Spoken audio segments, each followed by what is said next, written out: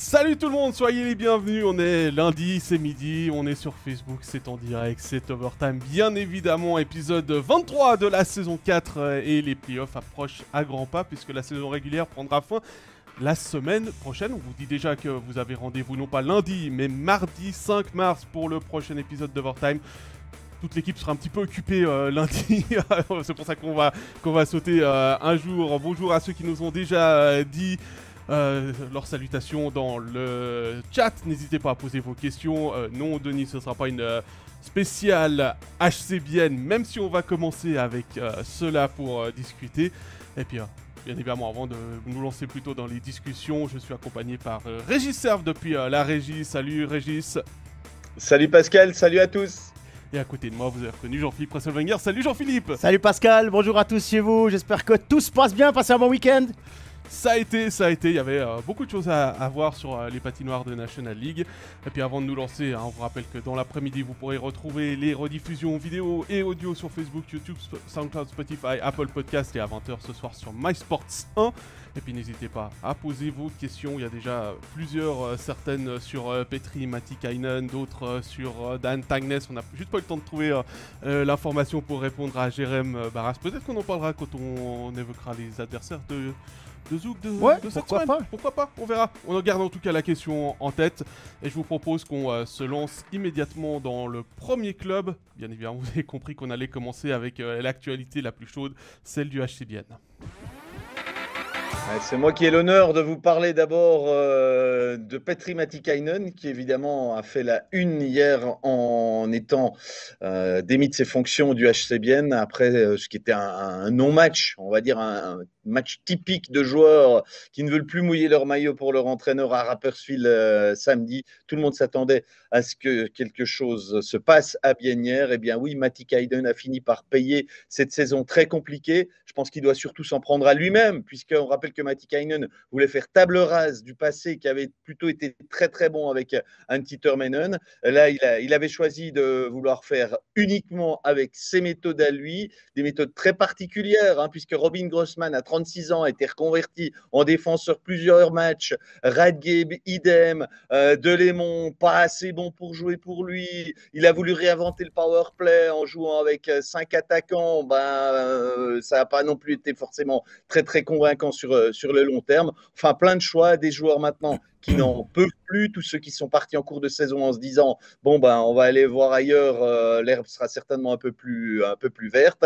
Et puis au final, le HCBN qui semble avoir un petit peu reculé tout simplement, alors que toutes ces années on l'a vu monter, progresser. Ça s'est mal passé avec Matikainen. C'était un choix que Martin Steinegger avait pris. On se rappelle quand même que Martin Steinegger avait vraiment approché Christian Volven. Il y avait eu des joueurs qui étaient montés aux barricades, qui n'en voulaient pas. Finalement, il leur a imposé un autre choix qui, finalement, était peut-être encore pire, tout simplement, il faut le dire, avec Matikainen. Et puis maintenant, c'est Martin Steinegger qui se retrouve à reprendre l'équipe, qui se retrouve avec une saison qui est en train de partir, on peut le dire, en eau de boudin, puisqu'il reste 3 matchs. Bienne est du mauvais côté de la barre. Les Biennois ont un programme très compliqué avec Davos, Lugano, Genève, qui jouent tous des gros matchs. Donc, finalement, la situation dans le Seeland est un petit peu tendue. Et puis, il va falloir trouver des solutions très, très vite. Alors avant que Jean-Philippe tu rebondisses là-dessus, on va quand même dire qu'on a déjà pas mal de commentaires avec notamment Fabien qui nous dit Matikainen a quand même eu une bonne période avec quelques victoires, mais ce n'était qu'un feu de paille, donc il a tout de suite nuancé lui-même son propos. Et la question qui ressort le plus, c'est finalement Jean-Philippe, est-ce que c'était pas trop tard? Est-ce que c'est pas trop tard?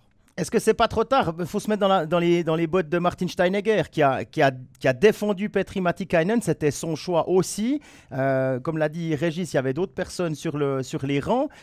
Maintenant, tu vas au bout de tes choix. D'un côté, je peux comprendre, surtout qu'il y a eu justement cette évolution positive avec le retour des blessés surtout. Moi, j'étais qu'à moitié surpris de ce qui s'est passé là, parce que trop tard, je pense pas. C'est pas trop tard parce que pour répondre à la question, c'est pas trop tard parce que tout est encore ouvert. Les play-ins sont à portée de fusil. Il y a pas de pour ça, je me ferai pas trop de soucis. Il faut une réaction évidemment, mais je pense pas qu'il y a du souci. Par contre, quand on écoutait un peu le discours de Matikainen ces dernières semaines et terriblement dans l'interview d'avant-match de vendredi, Régis, il en sourit parce que c'est lui qui était à cette interview-là. Et quand on a réduit comme entraîneur à parler d'espoir et de foi, c'est que tout ce que lui peut mettre en place ne fonctionne plus. Avant le match c'était contre Fribourg, tout le reste ne fonctionne plus. Il s'en remet au bon Dieu quelque part, là, notre caporal policier. Là. Et c'était frappant. Quoi. Il y avait plus quand vous comparez cette interview avec l'interview d'un autre coach qui est pas encore très bien, qui est champion d'Europe, qui est champion de Suisse, Yann Cadieux, où il est vraiment dans une dynamique de coach, il parle de mise en place, il parle de gestion de personnes. Puis là, on parle c'était surréaliste, quoi. On va pas prendre la question de Fabien parce que ça tombe un petit peu dans le révisionnisme après coup par rapport aux joueurs qui partent, qui est-ce qu'ils auraient resté. Mais finalement, Denis nous dit pourquoi avoir proposé 48 line-up différents, 48 matchs, c'est limite de l'incompétence. Bon, il y a quand même un facteur qu'il faut prendre en compte. Il y a eu beaucoup de blessés chez les joueurs importants cette saison à Bienne. Le meilleur exemple, je pense, c'est Damien Brunner qui a été blessé 2-3 fois cette saison et qui a fait qu'il a dû changer. Après, c'est compliqué aussi pour un coach de devoir imposer son système. On sait qu'il est arrivé avec dans une équipe, c'était pas un choix volontaire de l'équipe de changer d'entraîneur. Il n'y a pas eu le choix. Il fallait un remplaçant. Bien est arrivé comme relativement tard sur le marché des entraîneurs à ce moment-là.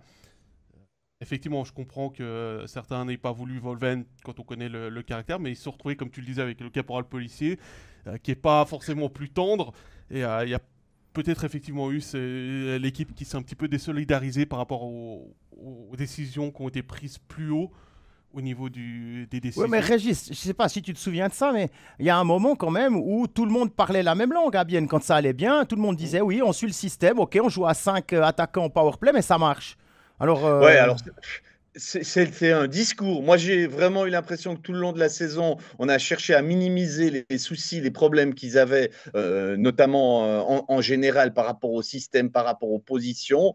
On peut tout le temps rediscuter de ces changements de line-up, ces attaquants qui sont en fait des défenseurs. Enfin, il y a plein de choses comme ça qui sont rentrées en ligne de compte. Mais résultat des courses, moi, j'ai vraiment l'impression qu'on a un gars qui a essayé de faire tout différent, qui a voulu prendre le choix exactement inverse de son prédécesseur en disant « moi je sais, je vais vous montrer le hockey, ça se joue comme ça ». À quelque part, il a voulu montrer qu'il était le meilleur entraîneur de Suisse, parce que c'est un peu le sentiment que j'ai. Et puis les joueurs n'ont jamais vraiment adhéré, n'ont jamais vraiment compris, apprécié ça. Je sais pas, on peut le prendre par tous les bouts, mais en tout cas, ce n'était pas les joueurs pour jouer ce système-là, pour cet entraîneur qui voulait jouer de cette manière, un système trop carré, je pense.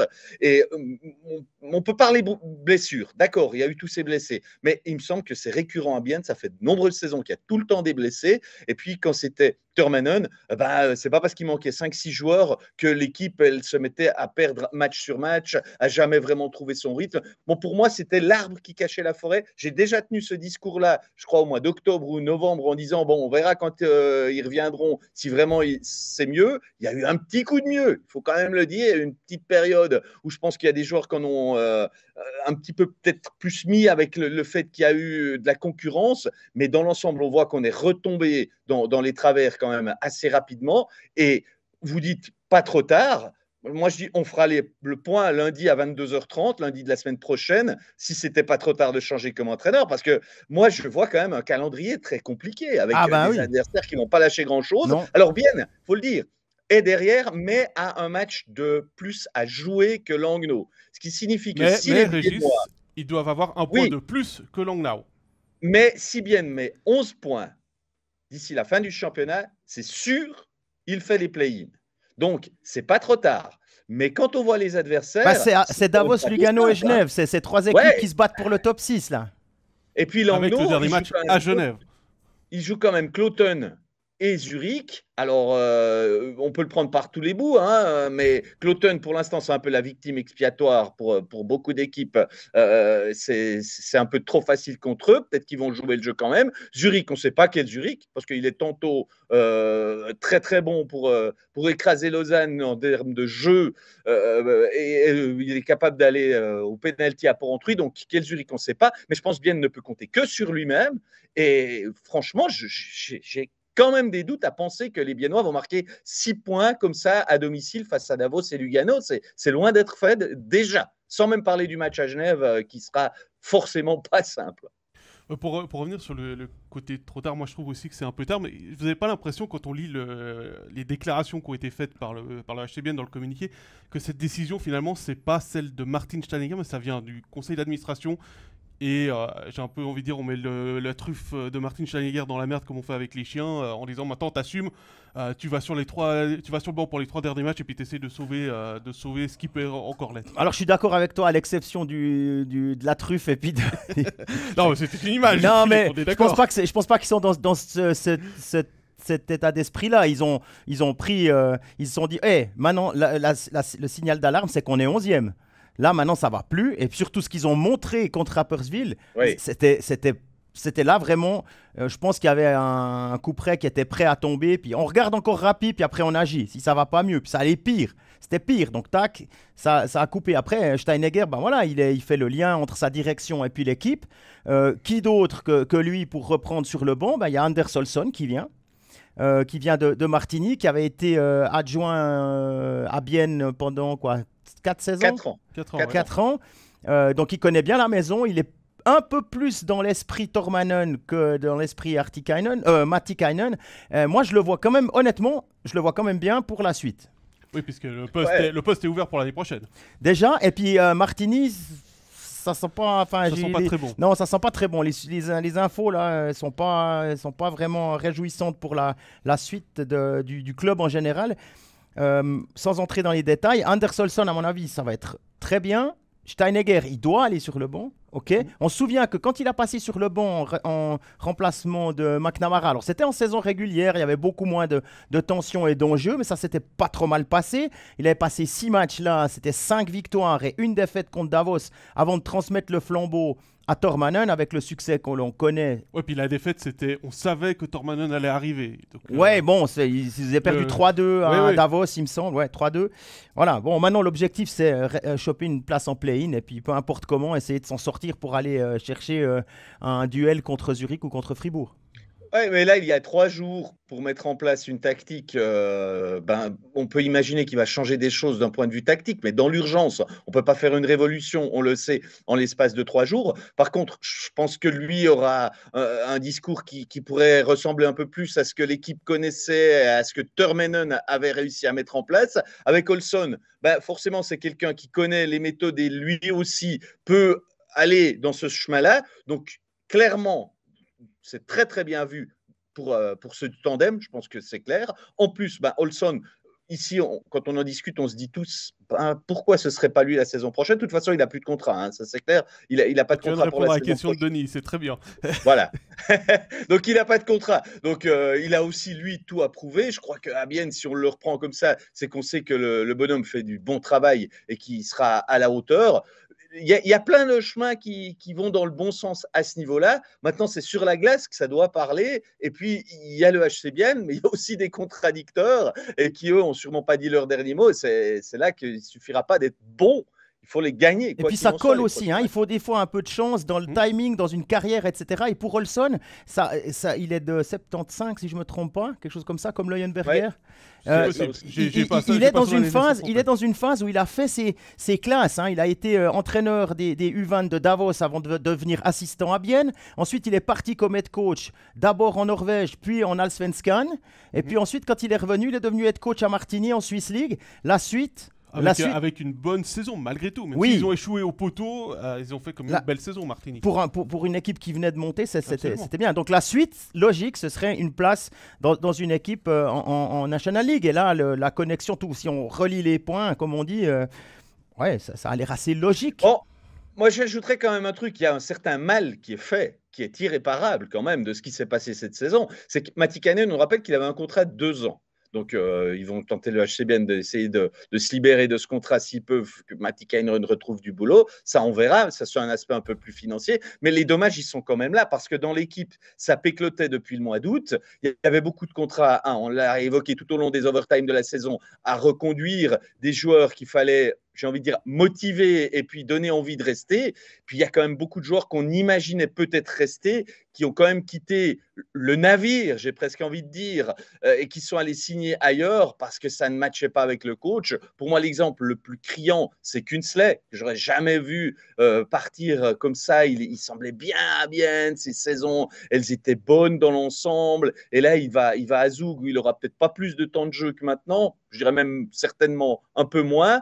Et ben voilà, il en pouvait plus. Donc, il y a lui, il y en a d'autres qui sont partis. On a failli aussi casser le contrat d'un Noah Delémont qui serait parti à n'importe quel prix pour ne pas rester sous ce coach-là qui, de toute façon, n'en voulait pas. Donc, il y a des dommages et il y a encore des conséquences qui vont se payer, quoi qu'il en soit, la saison prochaine. Parce que, quoi qu'il en soit, je crois que du côté de Bienne, on est tous d'accord que l'équipe, elle est en reconstruction et elle l'est en partie à cause de cette saison et aussi de l'empreinte que laisse le coach. Et là, Martin Steinegger s'est quand même fourvoyé et je pense qu'il s'est entêté un peu trop en se disant j'ai un contrat de 2 ans, j'ai pris cette option, je veux voir si ça veut marcher. Et là, on sait qu'il a la tête dure, Martin Steinegger, peut-être un peu trop. Je sais qu'on est très patient à Bienne. Et puis, vous avez parlé de sa démission. Moi, je ne pensais pas la décision de Martin Steinegger de l'avoir mis dehors, mais à Bienne, on prend les décisions, les grandes décisions de manière collégiale. Donc, on en discute toujours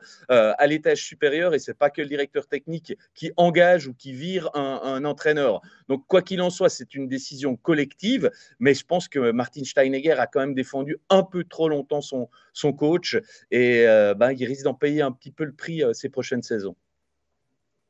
Très bien, voilà. Comme on n'a pas non plus tout le temps qu'on désire à disposition, je vous propose qu'on clôt le dossier HC Bienne. On va y arriver. Et puis qu'on passe à notre deuxième club, à savoir Genève Servette. Ouais, Genève Servette, on peut dire ce qu'on veut, hein. Messieurs, le hockey sur glace se rapproche de plus en plus du foot. Vous n'avez pas remarqué ? Hein? Parce qu'il y a des choses qui fleurissent sur les réseaux sociaux, comme des expressions, par exemple, qui sont prises au foot. Vous connaissez, là, le foot, ça se joue à 11 contre 11, et puis à la fin, c'est l'Allemagne qui gagne. Ça, c'était Gary Lineker. C'est vieux, ça. C'est Gary Lineker qui disait ça, là, l'attaquant de l'équipe d'Angleterre. Eh bien, ouais, évidemment, on a tous fait un petit pas de retrait, mais on n'est plus si jeune que ça. Bien là, il y a des personnes avec de la mémoire qui ont ressorti ça sur les réseaux sociaux. Alors, ils ont été plusieurs, j'ai pas annoté tous les noms, mais c'est le hockey sur glace, ça se joue à 6 contre 6 et à la fin, c'est Phil Poula qui gagne. Donc c'est un peu ça, il a gagné le Triple Gold Club, plus maintenant le titre avec Genève en National League et le titre mardi, tout le monde s'en souvient, on a déjà beaucoup parlé de ça en Champions Hockey League. Qu'est-ce qu'on peut dire de plus sur cette équipe quand ça compte? Faut jamais parier contre Genève parce que on peut toujours être surpris. L'intensité incroyable de ce match, la qualité de l'exécution des deux côtés, vraiment c'était fantastique. Pascal t'y était. Maintenant, si on revient sur le championnat, il y a eu une petite alerte à Berne. C'était 4-2. J'ai même moi-même dit ok, c'est plié, but dans la cage vide de Bertaggia. On a reçu d'ailleurs un commentaire en privé sur Instagram en disant je sais qu'il fallait pas vendre la peau de l'ours. Ouais. C'était pas tourné comme ça, mais il fallait pas dire que le match était plié. Ouais, effectivement. C'est un supporter genevois qui l'a écrit. 1 minute 58. Alors, j'ai pas jinxé ça, hein, sérieux là. 1 minute 58, 2 buts d'avance à l'extérieur contre un concurrent direct pour le top 6. On peut imaginer que normalement, avec cette équipe-là, ça doit tenir. Ok, il n'y a pas Rod, ok, il n'y a pas Vatanen, ok, il n'y a pas Richard. Mais bon, 1 minute 58, ils avaient déjà tenu tout le match et marqué 4 fois sans ces trois-là. Je pensais que honnêtement, ça allait tenir. Il y a même des supporters bernois qui étaient déjà sur le parking au moment du 4-3. Et voilà, ça arrive. Ils ont réussi à aller chercher un deuxième point au tir au but grâce à un penalty de Phil Poula. Et puis ensuite, le 4-2 dans la cage vide de Bertaggia contre Rapperswil. Et cette fois, ça a tenu. Mais voilà, on se retrouve avec 5 points sur les 6 disponibles dans un moment critique de la saison, sans 3 leaders. Finalement, qu'est-ce qui va pouvoir arriver à ce Genève Servette-là, messieurs ? Messieurs, je vous propose qu'avant que Régis prenne la parole, qu'on jette un petit coup d'œil au classement pour ceux qui nous suivent en vidéo. Parce que c'est toujours intéressant aussi de voir quelle est la situation. Donc Genève est désormais 8e avec 73 points, 4 matchs à jouer. Berne, qui était l'adversaire, était à 78 points avec 49 matchs de jouer. Est-ce que... Vas-y Régis, t'avais envie de rebondir. Mais comme ça, Ouais, moi comme ça, j'avais c'est envie fait. de rebondir parce que j'ai trouvé. Alors, bon, d'une part, Jean-Philippe, je te prierai de pas parler trop fort quand tu dis que le match est en boîte. Parce que les bons Genevois t'entendent et se dit le match est fini, c'est bon, on peut se relâcher. Donc la prochaine fois, prends-en de la graine. Non, si je plaisante pas avec ça, je trouve que c'est un petit peu à l'image du Genève de cette année. C'est qu'il sait tellement qu'il est capable de gagner, de remporter des titres, d'aller loin.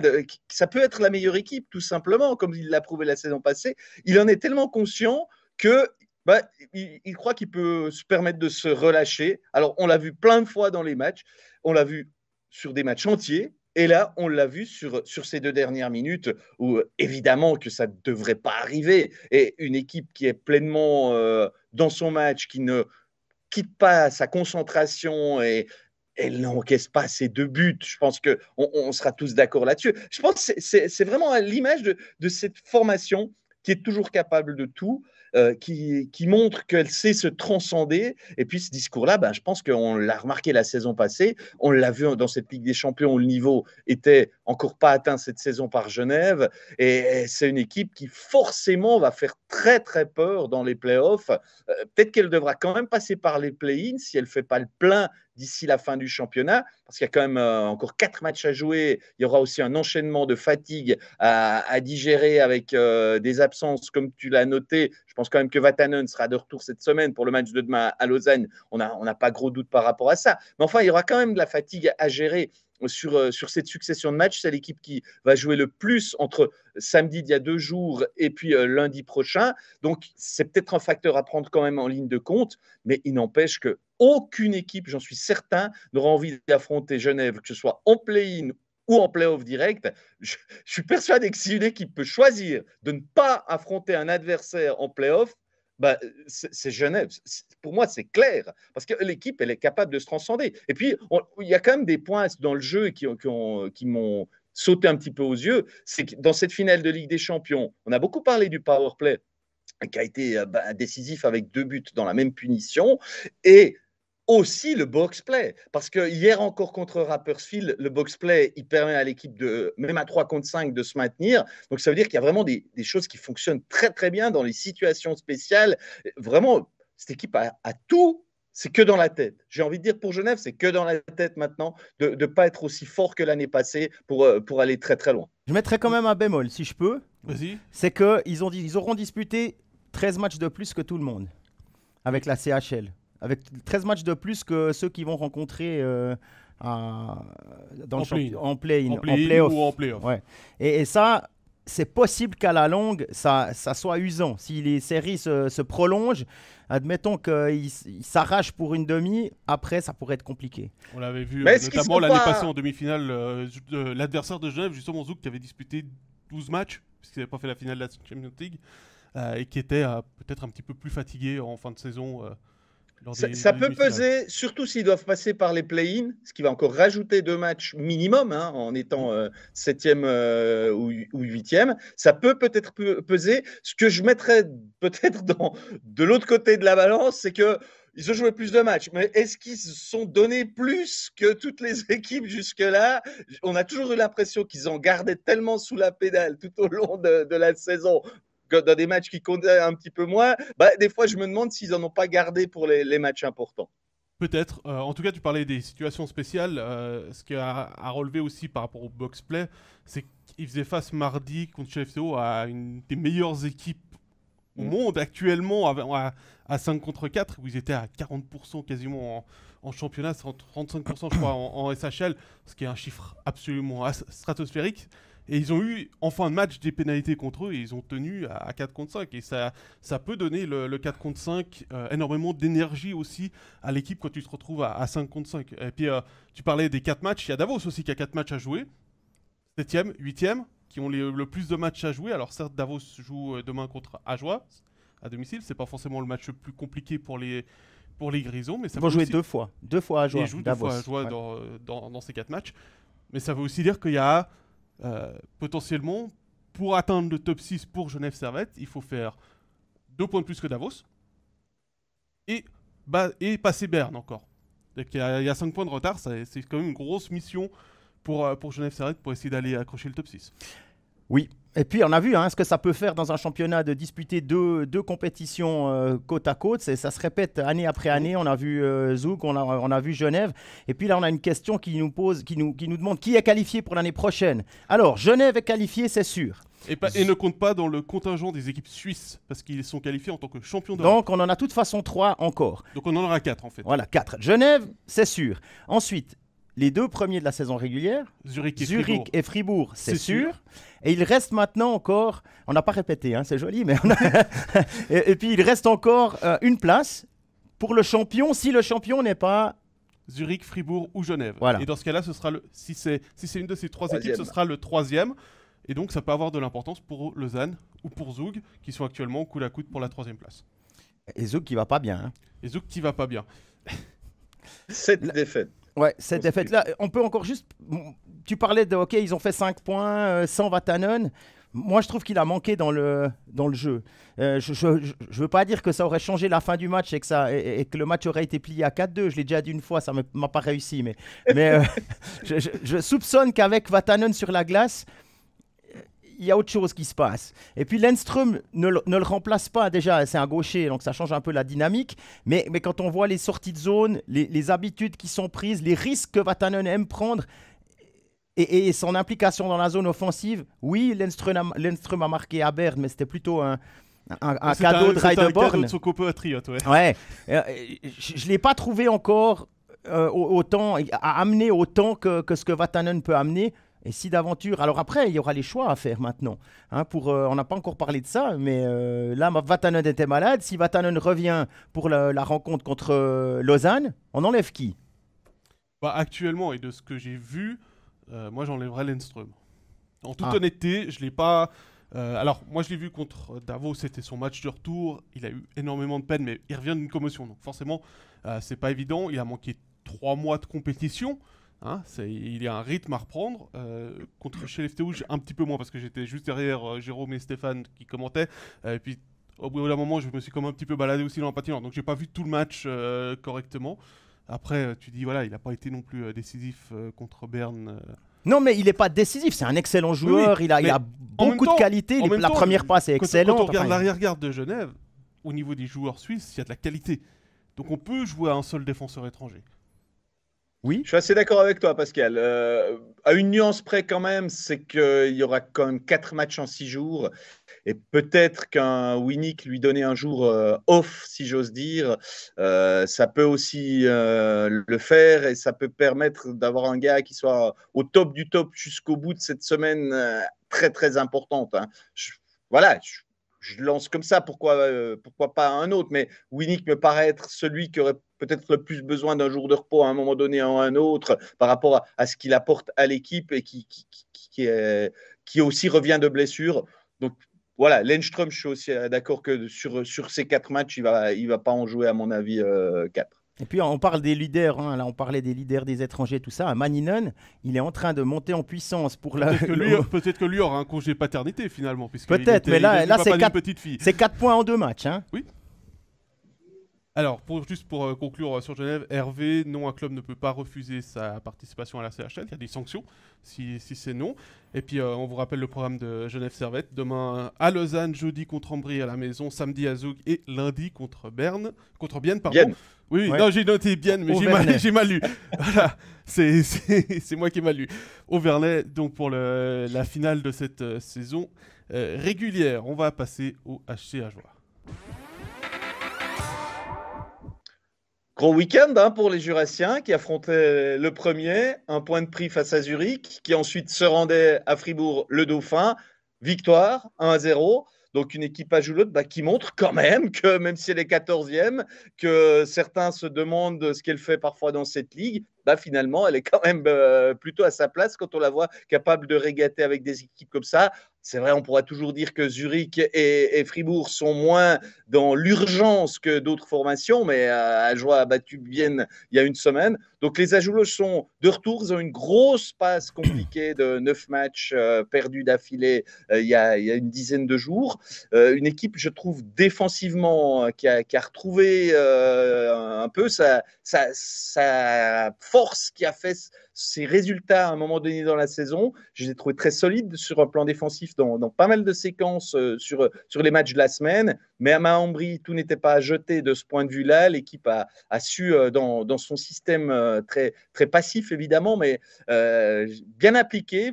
Peu d'erreurs quand même au niveau défensif à un temps, c'était un poil plus compliqué. Donc une équipe Ajoulotte qui est de retour aux affaires à ce niveau-là. Je constate quand même, alors je ne sais pas si c'est une bonne ou une mauvaise nouvelle, je vous la livre comme je la pense, puis j'attends votre avis par rapport à ça. Sur les 11 derniers buts, il y en a 9 qui ont été marqués par des joueurs suisses.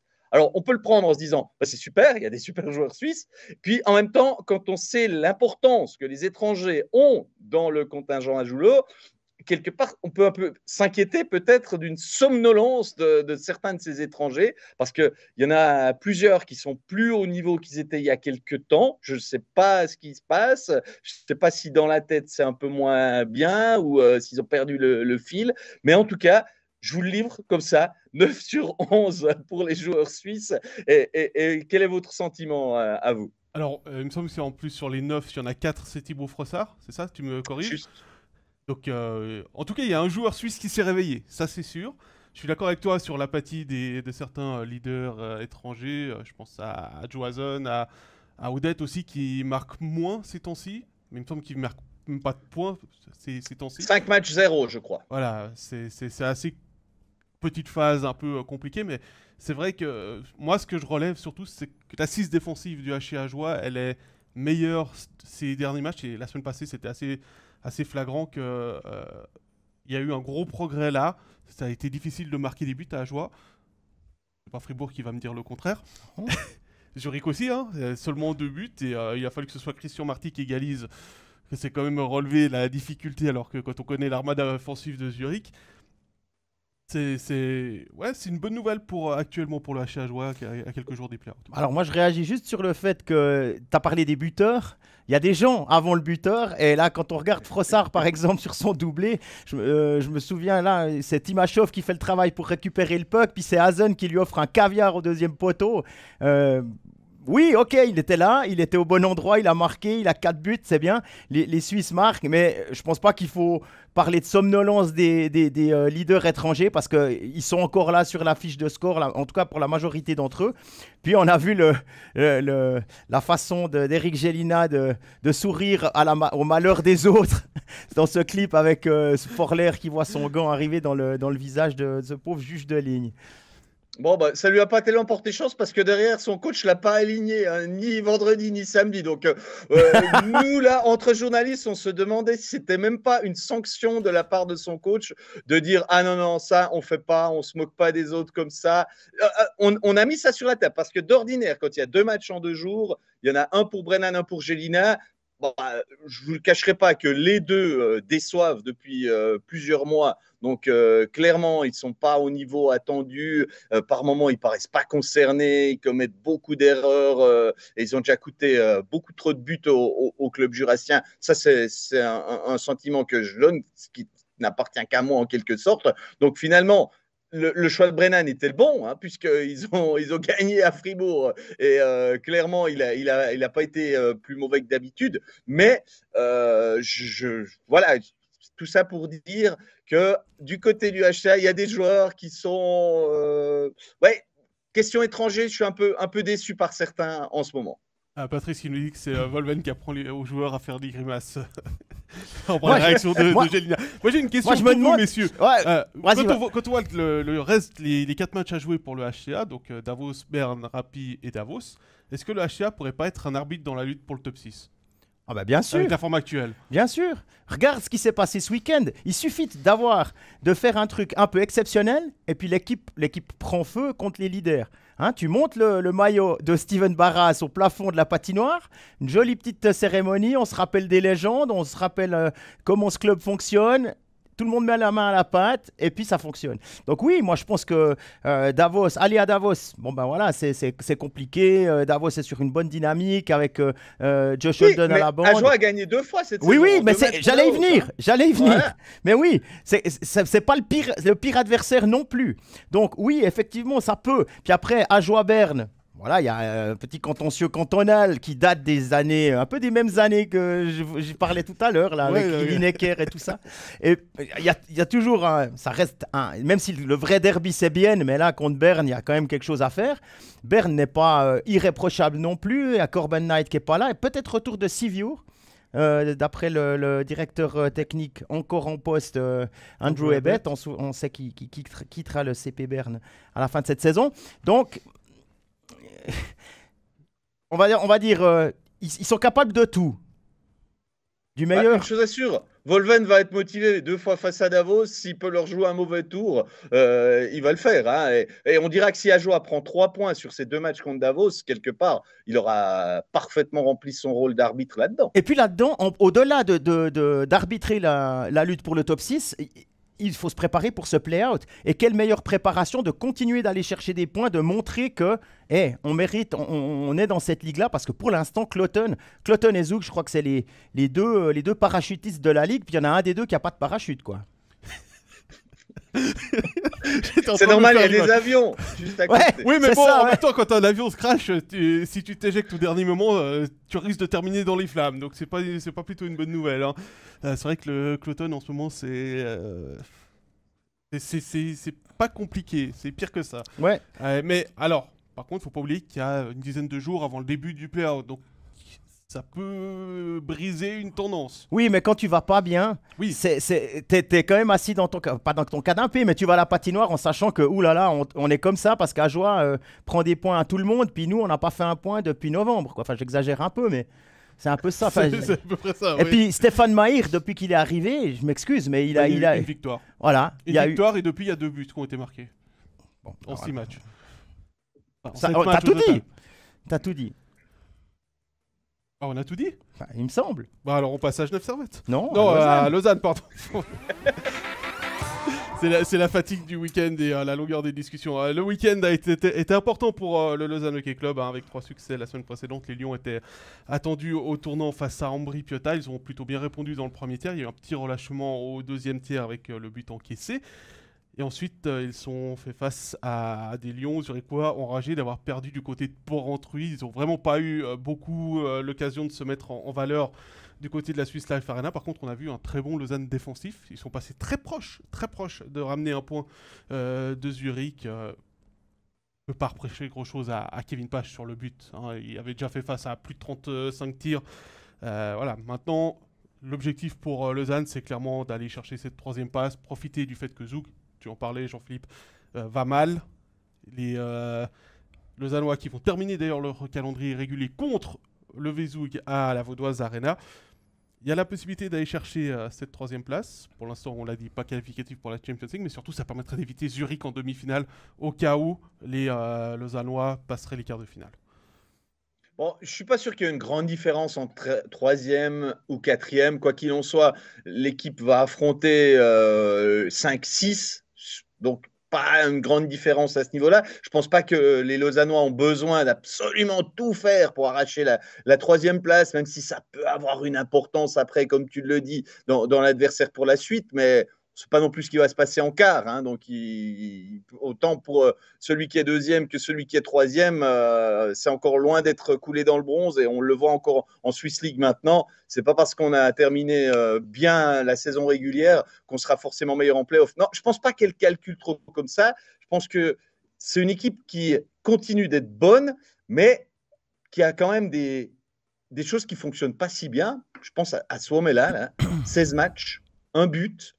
On le voit un peu errant sur la patinoire, si j'ose dire ainsi. Son temps de jeu, d'ailleurs, est en train de flancher. Il est à un quart d'heure hein, sur le dernier match. Quand on est un top scorer, c'est quand même assez surprenant.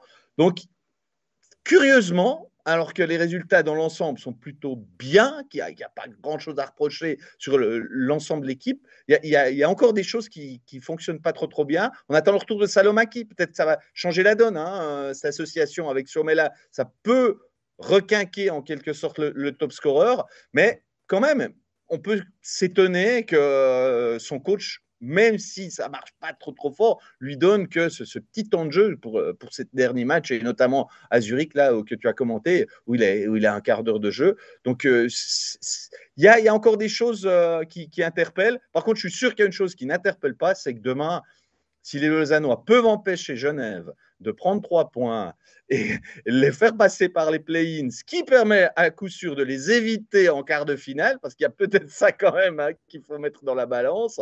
Alors je suis sûr qu'ils vont tout faire, les joueurs lausannois, pour y parvenir, parce que ça va être quand même bien chaud ce derby qui est prévu demain soir à Lausanne. Ouais, d'autant plus que la Vaudoise Arena est vraiment devenue une patinoire où les Vaudois se sentent bien désormais. Ouais. Ça n'a pas toujours été le cas. Ça n'a pas toujours été le cas, et ça n'a pas toujours été le cas contre Genève. Tommy Wingles, 10 secondes. Je crois que là, les supporters genevois le rappellent suffisamment. Ils avaient fait une plaque d'ailleurs pour se moquer à l'époque. Mais pour revenir sur Suomela, on ne s'est pas concerté avant cette émission avec Régis, et je suis aussi allé voir ça et ça m'a aussi frappé. Et je suis allé un tout petit peu plus loin pour regarder l'importance de Salomaki. Lorsqu'il joue, les 10 derniers matchs de Suomela, c'est 4 points. 4 points en 10 matchs, 0,25 points par match sans Salomaki.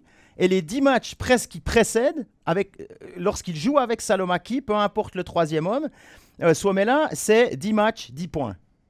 Donc forcément, là, je veux dire, ok, on va dire que l'échantillon, c'est que 20 matchs.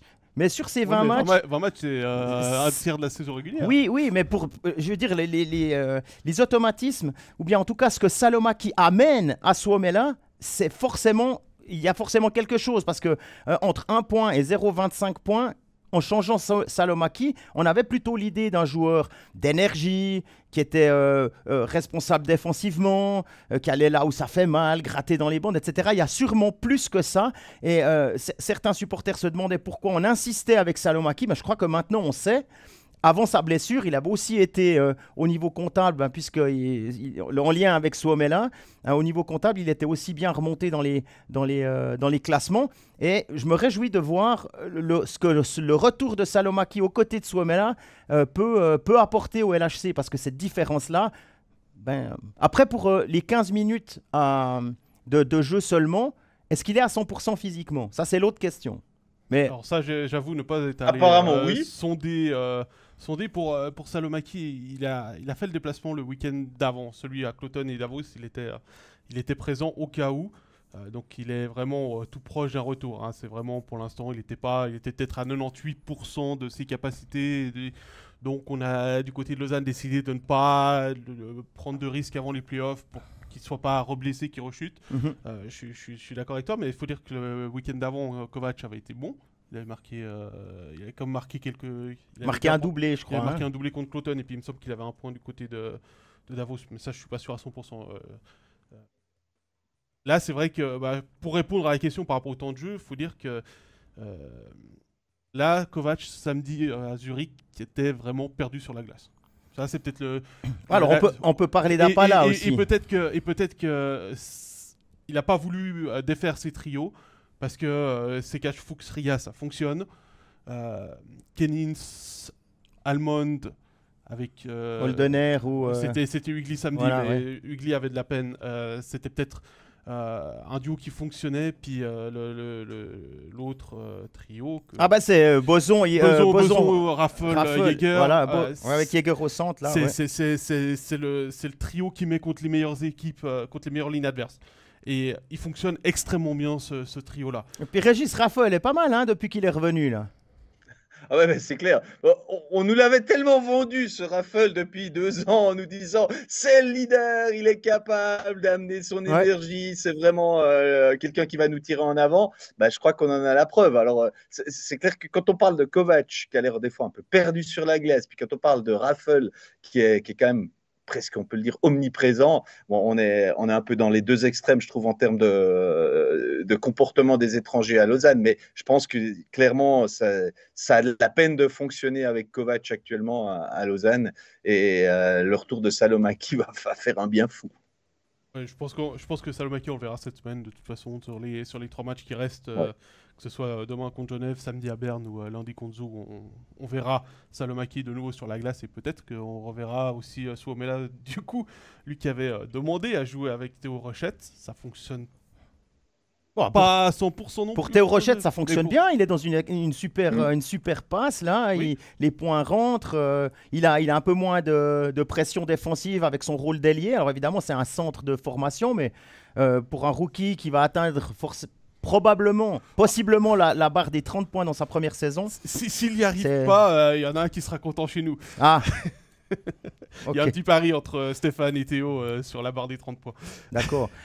Voilà, moi, Mais il chapeau devrait y chapeau arriver, pour il une devrait y première arriver. saison comme ça. Ouais, après, ok, Suomela a demandé. Oui, bah, le coach a finalement accédé à cette demande, pas forcément tout de suite, mais il a attendu pour le mettre ensemble. Ça a fonctionné un temps quand il y avait Salomaki, un petit peu moins depuis quelques matchs, parce que le point que fait Théo ce week-end, il le fait à 4 contre 5, donc sans Suomela à côté de lui.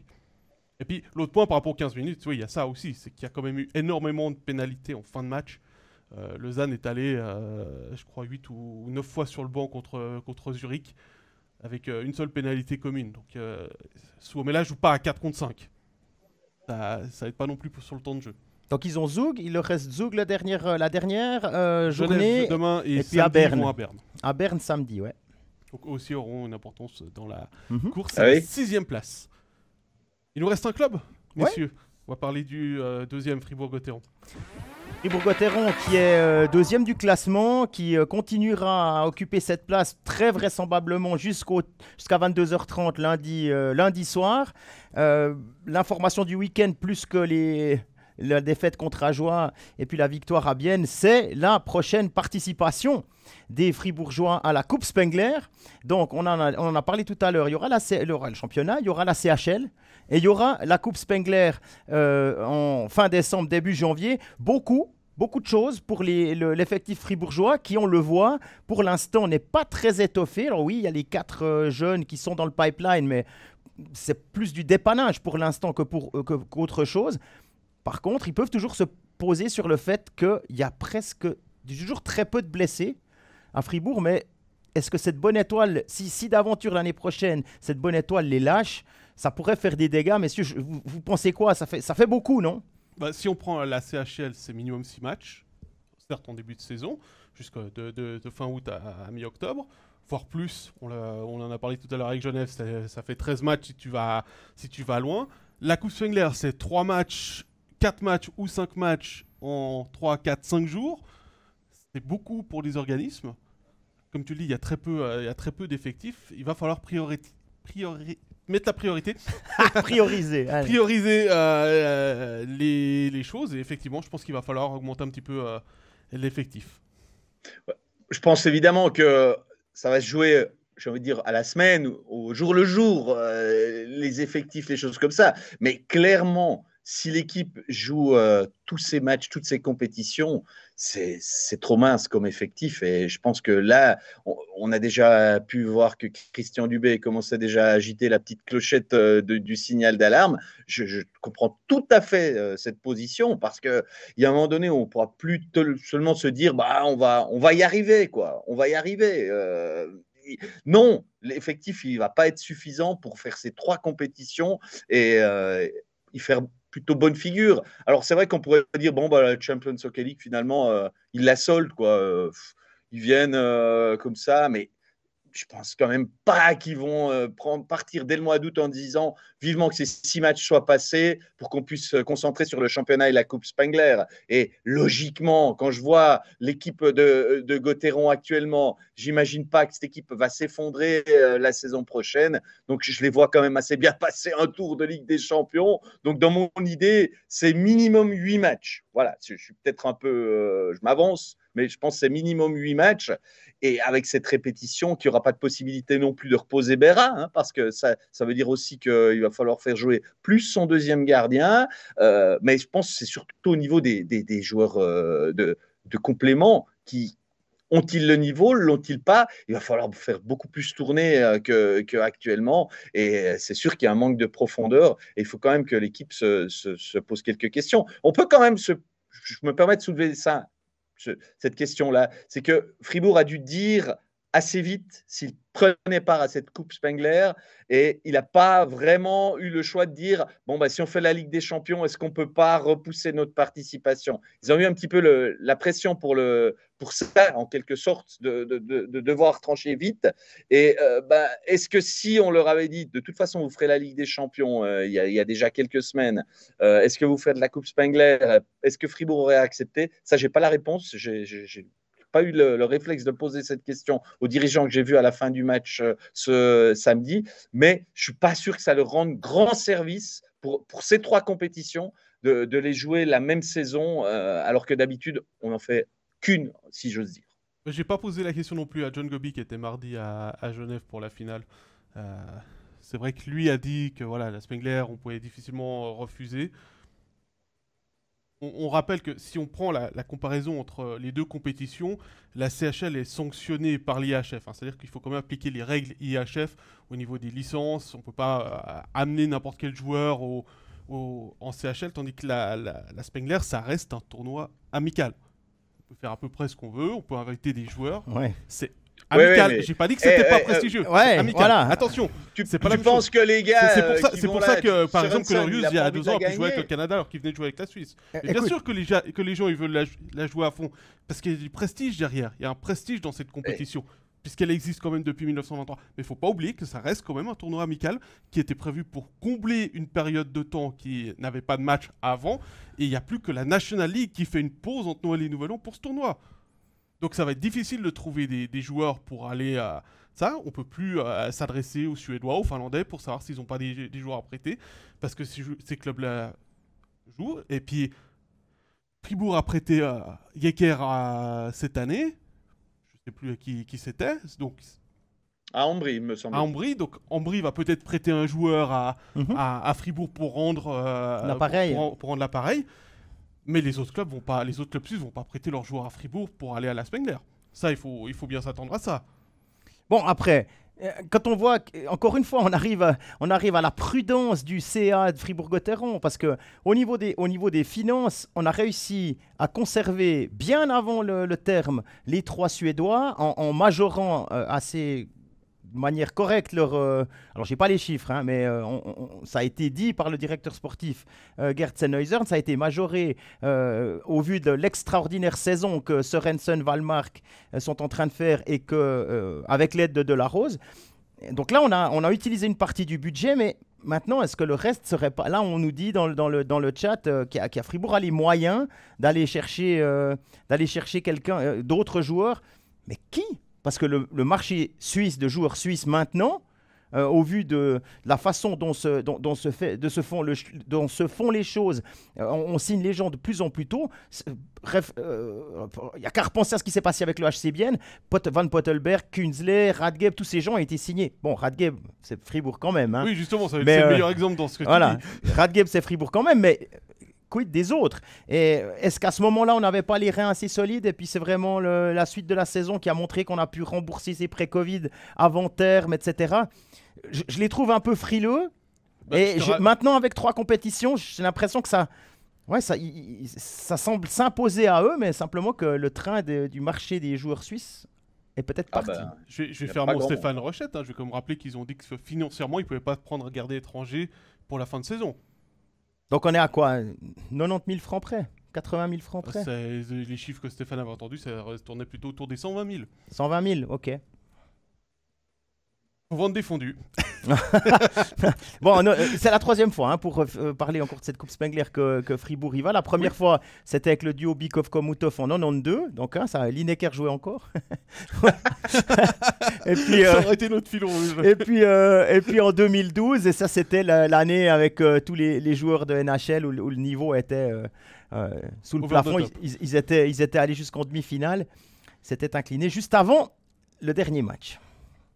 Voilà. 2-3 déceptions. Hein. On nous parle dans le chat là, des déceptions, notamment Sandro Schmid à Fribourg. Régis, moi je l'ai vu jouer. Effectivement, on va dire dans l'intensité, dans ce qu'il met dans son jeu. Je pense qu'il n'y a pas grand-chose à lui reprocher. Par contre, le résultat de l'implication est loin des attentes. Pour lui aussi, j'imagine. Bah oui, j'ai d'ailleurs eu un commentaire qui a fait réagir à certaines personnes. J'ai dit, mais il faut se rendre compte que définitivement, je crois que Sandro Schmid sera jamais un buteur.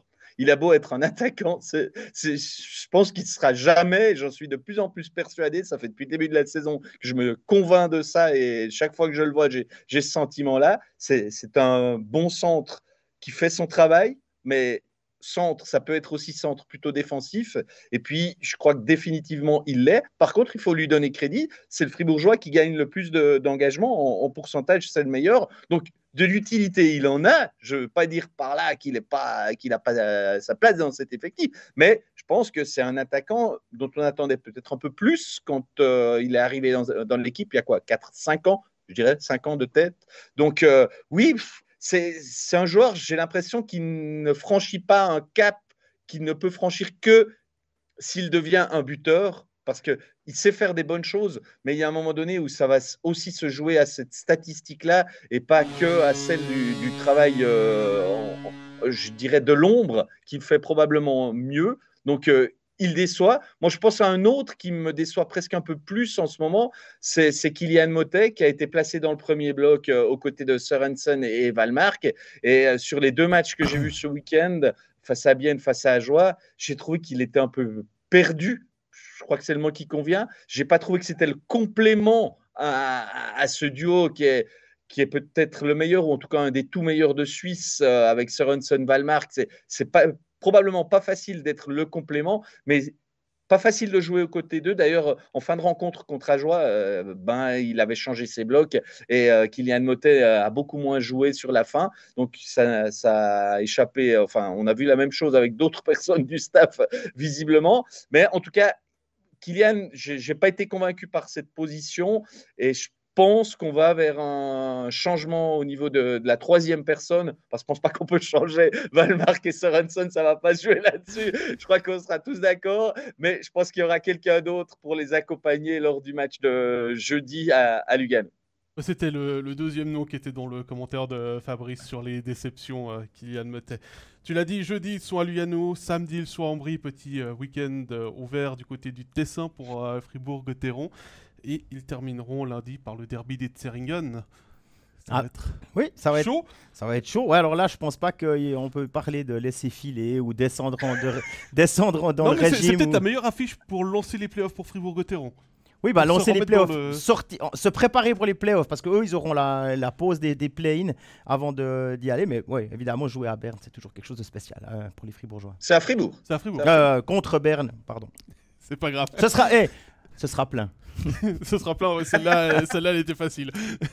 Messieurs, on est arrivé au terme de nos discussions. Malgré le licenciement de Petri Matikainen, on a réussi à tout caser dans le temps imparti. Merci à tous pour les commentaires dans le chat. Vous avez été une nouvelle fois très nombreux et très intéressants. On n'a pas pu répondre à toutes les questions, à tous les commentaires. Ce n'est pas grave. N'hésitez pas à continuer à discuter si vous avez d'autres choses à voir. Merci Régis, merci Jean-Philippe. Les discussions étaient intéressantes. N'oubliez pas dans quelques instants les rediffusions sur les différentes plateformes YouTube, Facebook, Spotify, SoundCloud et Apple Podcast. Cette nuit, il y a de la NHL à 1h du matin sur Edge, Washington, Ottawa. Mardi, 2 matchs de National League, on l'a dit, Lausanne, Genève et Davos Ajoie. Jeudi, 6 matchs. Notre studio, ce sera Lugano Fribourg. Samedi, 7 matchs en National League. Lundi, dernière journée avec les 7 matchs également. Puis 4 matchs en anglais ce week-end au NHL avec Los Angeles, New Jersey dimanche en français à 21h. Et puis, comme je l'ai dit en début d'émission, le prochain épisode d'Overtime, ce sera non pas lundi, mais mardi 5 mars à midi sur Facebook. Soyez au rendez-vous. Messieurs et le chat, bonne semaine. Bye bye. Bye bye. Bonne semaine. Au revoir à vous.